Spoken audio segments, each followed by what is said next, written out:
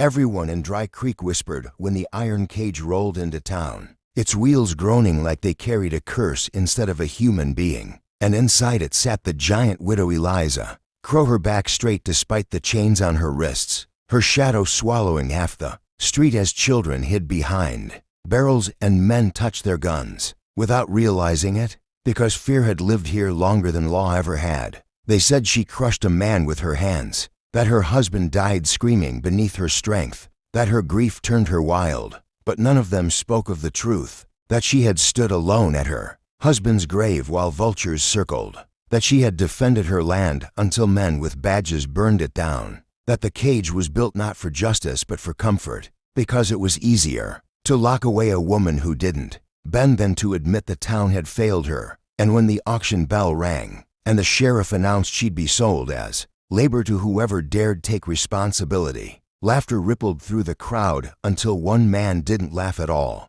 a dust-worn cowboy named Thomas Reed, who stood apart with a face carved by sun and silence, a man who had buried brothers and horses and dreams under the same wide sky, a man who knew what it meant to be feared for surviving. And when the bids came mocking, cruel, meant to humiliate, Thomas raised his hand once, quietly, and the street fell still, because nobody sane bought trouble this tall or this broken. Yet the hammer fell, the cage was unlocked, and for the first time in years Eliza Crow stepped into the open, without chains, her eyes meeting Thomas's not with gratitude, but with guarded fire, as if daring him to prove he was no different. And the ride to his ranch passed without words, the land stretching endless and empty, mirroring the space between them, until days turned into weeks, and something unexpected happened. Not gentleness, not pity, but respect.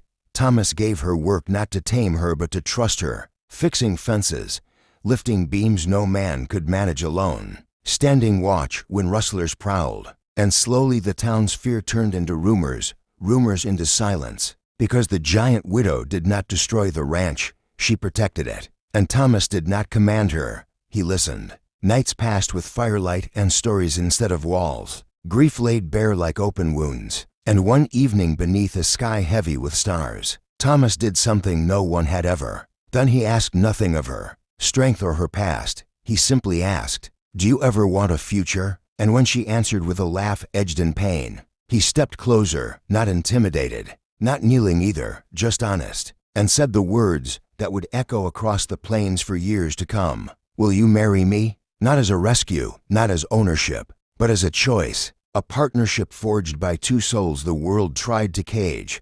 And Eliza wept not because she was weak, but because someone finally saw her whole. And when she said yes, it wasn't quiet. It was thunder, the kind that shakes old lies loose from the earth. And the town that once feared her stood watching as the giant widow walked back through Dry Creek, not in chains, but in a white dress sewn by her own hands, beside a cowboy who never tried to make her smaller. And together they built something stronger than fear, a legend, a home, and a reminder that the Wild West wasn't just about guns and gold, but about choosing courage over cruelty, love over legend. And if this story moved you, if you believe forgotten souls deserve second chances, make sure to subscribe to Wild West Dairies, because every legend deserves to be remembered, and every story like this still lives out on the frontier.